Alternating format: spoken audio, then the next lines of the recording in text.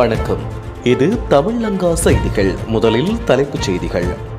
திடீரென்று பதவி விலகிய ஷானி அபேசகர பின்னணியில் உள்ள காரணம். 3 சிறைச்சாலைகளில் தொடர் வன்முறைகள், முக்கிய புள்ளியின் உயிருக்கு ஆபத்து. உயிரியல் பரீட்சை வினாத்தாளில் தமிழ் மாணவர்களுக்கு இழைக்கப்படும் அநீதி அம்பலப்படுத்திய எம்பி. இன்று முதல் சில பொருட்களின் விலை குறைப்பு, மகிழ்ச்சி செய்தி. சுற்றுலா விசாவில் வேலை 94 வெளிநாட்டவர்களுக்கு 7 மில்லியன் ரூபாய் அபராதம். பொரளை சிறைச்சாலைக்குள் பதற்றத்தை ஏற்படுத்திய கும்பல் யார்? குற்ற பின்னணி. கொழும்பில் கொண்டாடப்பட்ட நிகழ்வின் போது பயங்கரம், 3 பேர் அதிரடியாக கைது. மன்னாரில் ஆண் ஒருவரின் சடலம் மீட்பு, போலீசார் தீவிர விசாரணைகள். வவுனியா மாநகர முதல்வரை பதவி நீக்கிய ஆளுநரின் தீர்மானத்திற்கான இடைக்கால தடை நீடிப்பு.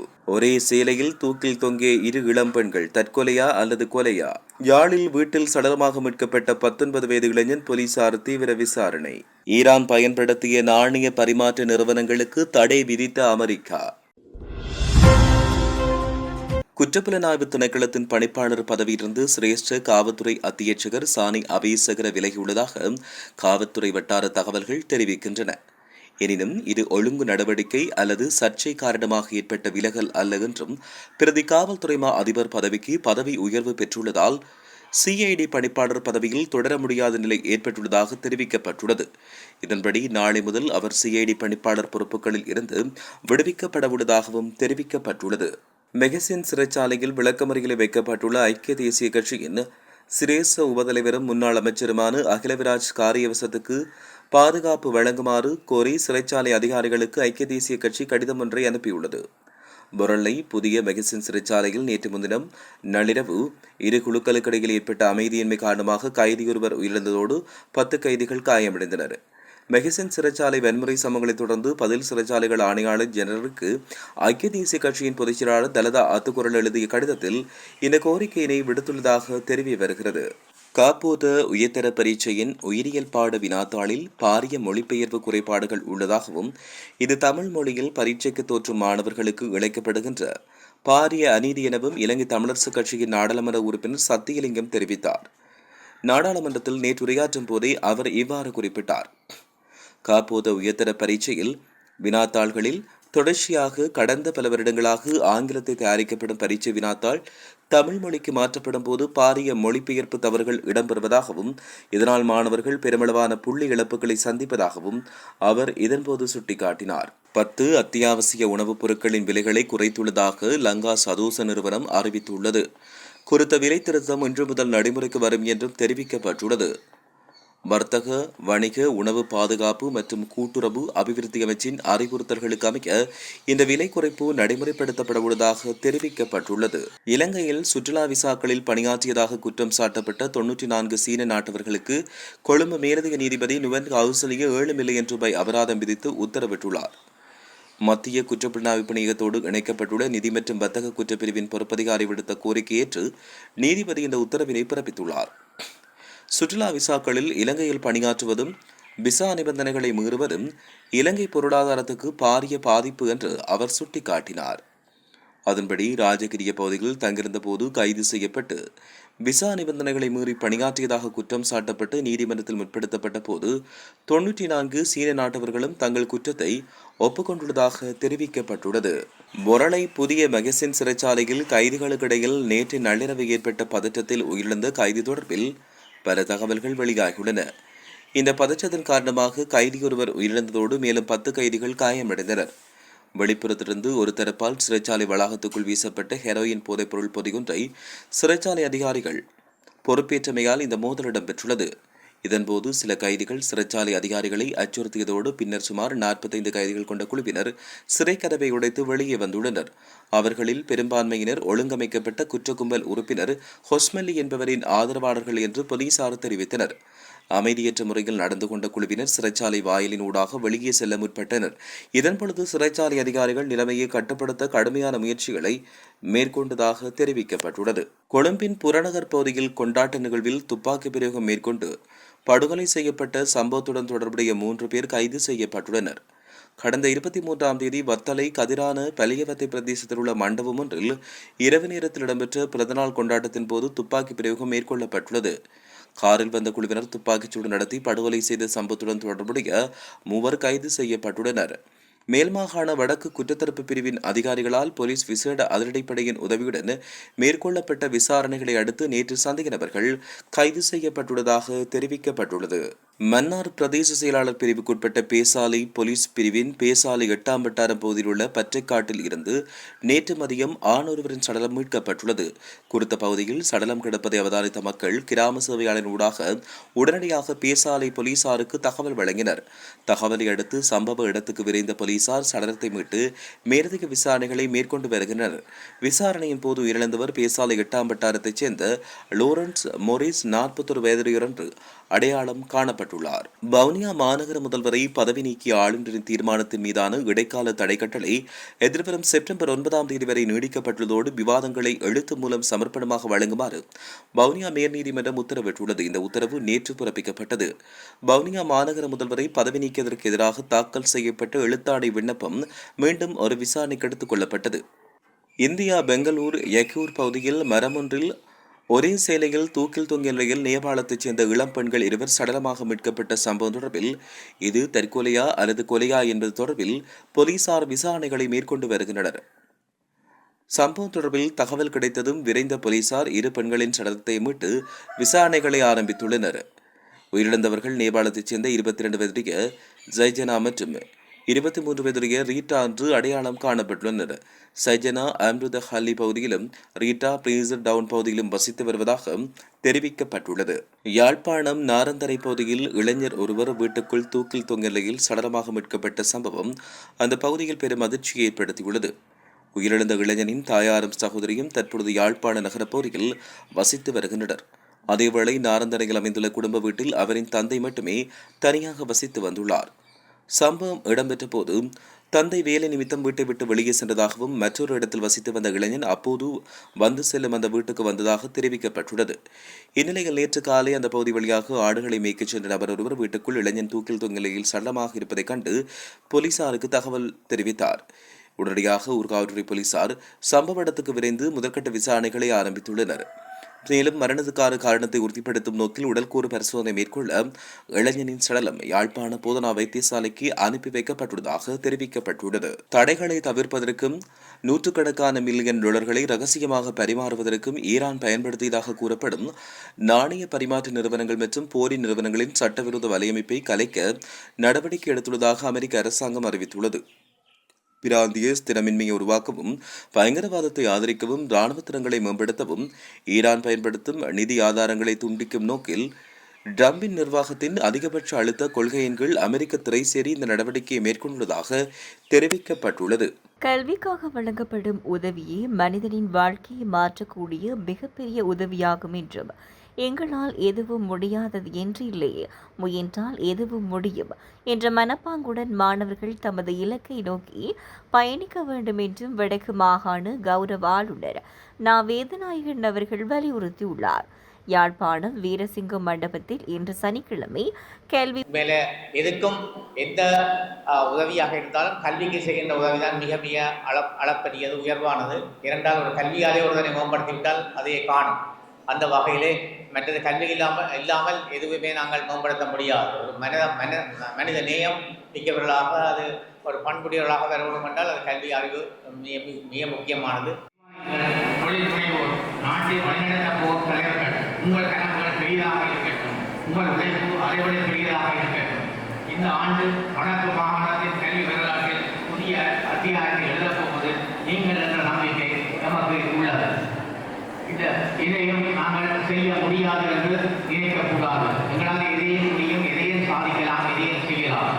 அந்த மன உறுதி இருந்தாலே ஒன்று நாங்கள் வாழ்க்கையை முன்னேறி விட முடியும். நாங்கள் மிக முக்கியமாக இந்த இளமை பருவத்திலே பல சமூக புரள்கள் நடைபெறுகின்றன. அந்த சமூக புரள்களுக்கு நீங்கள் இடமளிக்க கூடாது. சமூகத்திலே நீங்கள் ஒரு நல்ல முன்னேறியான எதிர்கால தலைமுறையை உருவாக்குவதற்கு நீங்கள் முயல வேண்டும். முக்கியமாக இரண்டாவது சமூக புரள்கள் உங்களுடைய எதிர்காலத்தை சீரழிப்பதற்கு முயல்கின்றன. அதற்கு ஒருவரும் நாங்கள் இடமளிக்க கூடாது. நீங்கள் ஆகவே இந்த முன்னோடி நிகழ்விலே கலந்து கொள்கின்ற நீங்கள் மிக கவனம் எடுத்து மிக பிரச்சனை உறுதியெடுத்து படியுங்கள். கல்விதான் இவற்றை முன்னேறும், கல்வியில் தான் முன்னேறும்.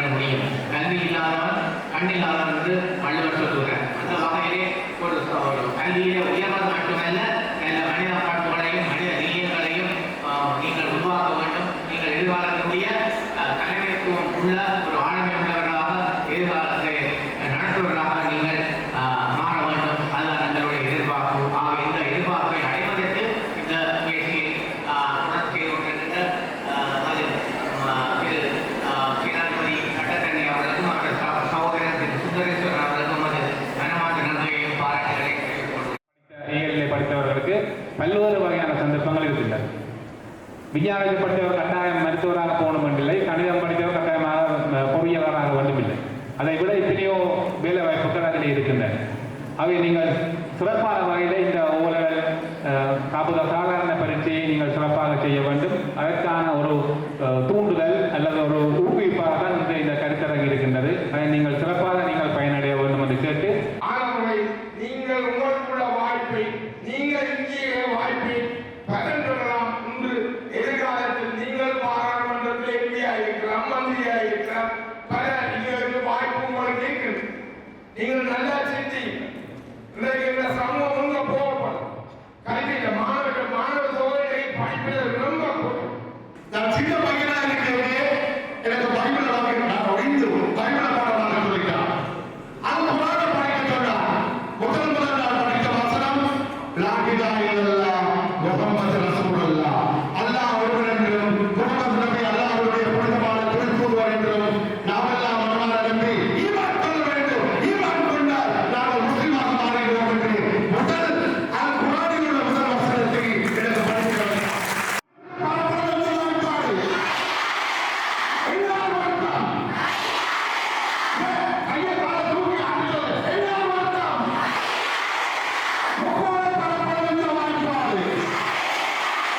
வடமாகாணத்தின் வளமான கலாச்சார பாரம்பரியம், தனித்துவமான உணவு பாரம்பரியம் மற்றும் கலை மரபுகளை உள்நாட்டு மற்றும் சர்வதேச சுற்றுலாவிகளுக்கு அறிமுகப்படுத்தும் நோக்கில் வடமாகாண சுற்றுலா பணியகத்தின் ஏற்பாட்டில் யாழ்ப்பாணத்துக்கு வருகை தாருங்கள் 2026 கலாசார மற்றும் உணவு திருவிழா எதிர்வரும் சனிக்கிழமை முதல் 3 நாட்கள் நடைபெறவுள்ளது. எதிர்வரும் ஆகஸ்ட் 15, 16 மற்றும் 17ஆம் தேதிகளில் யாழ்ப்பாணத்தின் வரலாற்று சிறப்புமிக்க முற்றவழி பண்ணை மைதானத்தில் நடைபெறவுள்ள இந்த பிரம்மாண்ட விழா வடமாகாண சுற்றுலாத்துறையை சர்வதேச அரங்கில் மேலும் வலுப்படுத்தும் நோக்கத்துடன் வடிவமைக்கப்பட்டுள்ளதுடன் யாழ்ப்பாணத்தின் தனித்துவமான அடையாளங்களை உலகுக்கு எடுத்துச் செல்லும் முக்கிய முயற்சியாகவும் அமையவுள்ளது. இந்நிகழ்வு தொடர்பில் கருத்து தெரிவித்த வடமாகாண சுற்றுலா பணியகத்தின் தலைவர் கலாநிதி ஜே விவேகானந்தன், வடமாகாணத்தின் பாரம்பரியமும் பண்பாடும் சுற்றுலாத்துறையினூடாக உலக அரங்கில் மேலும் உயர்த்தப்பட வேண்டிய தேவை இருப்பதாக குறிப்பிட்டார்.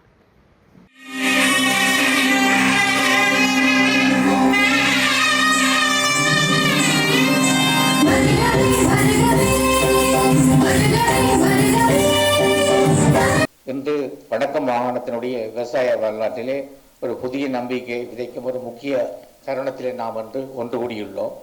வடக்கு மாகாணம் நாட்டின் ஏனைய மாகாணங்களைப் போலல்ல, நமது மாகாணம் இயற்கை அமைப்பால் ஒரு உலக வலயமாக காணப்படுகின்றது. இந்த காலநிலை சவாலாக மட்டுமல்ல, சரியான திட்டமிடலின் மூலம் அதை ஒரு பொருளாதார வாய்ப்பாகவும் மாற்ற முடியும். அதற்கு மிகச்சிறந்த எடுத்துக்காட்டாகவே வடக்கு தென்னை முக்கோண வலய திட்டம் என்று உருவெடுத்துள்ளது. கடந்த ஆண்டு இந்த முல்லை மண்ணிலேயே மேன்மை தங்கிய ஜனாதிபதி அனுரகுமார திசாநாயக்க அவர்கள் நேரில் கலந்து கொண்டு இந்த தேசிய வேலை திட்டத்தின் ஆரம்ப நிகழ்வை சிறப்பித்திருந்தார்.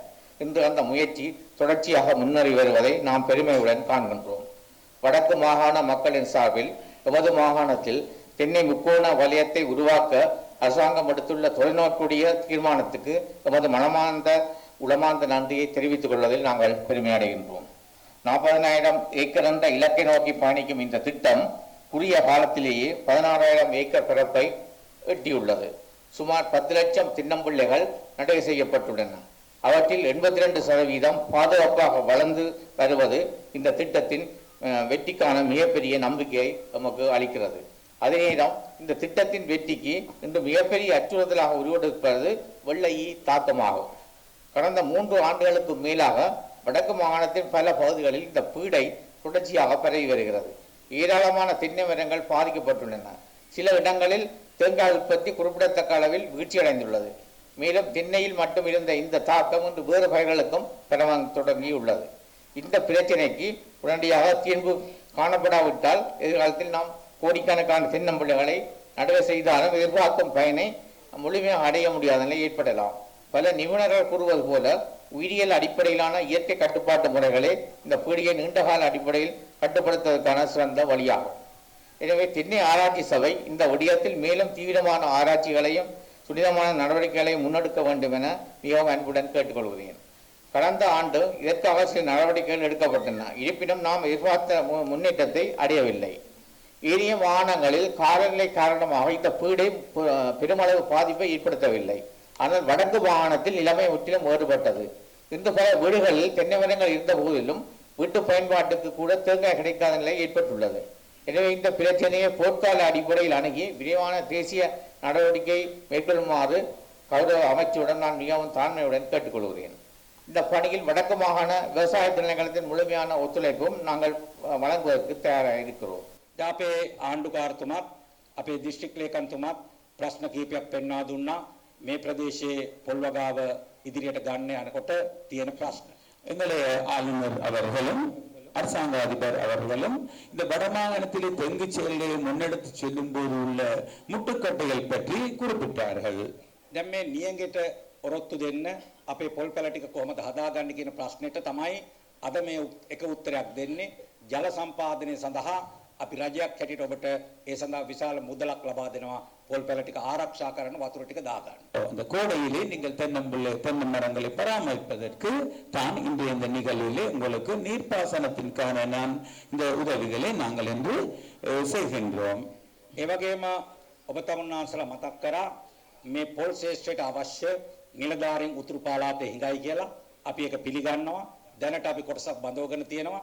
මේ වසර අවසාන වෙනකොට අවසනයක් උත්සවයක් විදිහට පටන්ගෙන අවසන් කරේ නැහැ. අපි අවුරුදු එකමාරක් යනකොටත් අපි ඔයගොල්ලෝ හම්බෙන්න දෙනවා, ඔයගොල්ලෝට ආධාර කරනවා. එවැනි ක්‍රියාවලියක තමයි අපි ඉන්නේ. நாங்கள் காட்சிப்படுத்தலாக இந்த செய்தியை நாங்கள் ஆரம்பிக்கவில்லை. தொடர்ந்து உங்களோடு நாங்கள் இத்தொடர்பாக பங்கு பற்றிக் கொண்டே இருக்கின்றோம். අපේ උදේවරුවේ අද තිබුණා විශේෂයෙන්ම උතුරු පළාතට සුවිශේෂ ආවිනික වෙච්ච තව සංවර්ධන දෙපාර්තමේන්තුවේ ජාතික ප්‍රදර්ශනය අපි එතෙන්ට ගිහිල්ලා ආවේ. காலையில் நாங்கள் பனை பொருட்கள் தேசிய கண்காட்சிக்கு நாங்கள் சென்று வந்தோம். கௌரவ ஜனாதிபதி அவர்களுடைய இந்த தொலைநோக்கு பார்வையின் அடிப்படையிலே இந்த முல்லைத்தீவு மாவட்டத்திலே இவ்வாறான ஒரு சிறப்பான நிகழ்வை இங்கே ஏற்பாடு செய்ததற்காக முதலில் எங்களுடைய கௌரவ அமைச்சர் அவர்களுக்கும் அதனுடைய அமைச்சினுடைய உயர் அதிகாரிகள் உட்பட அனைவருக்கும் நான் முதல் கட்டத்திலே மாவட்ட செயலாளர் அடிப்படையில் என்னுடைய நன்றிகளை தெரிவிக்கிறேன். අපේ ගරු අධිකරු ජනාධිපතිතුමාගේ ප්‍රතිපත්ති අනුව அழைக்கிறோம். இலக்கம் 17 எஸ் அனுஜாவை அன்போடு அழைக்கிறோம். இலக்கம் 25 அருளம்பலத்தை அன்போடு அழைக்கிறோம்.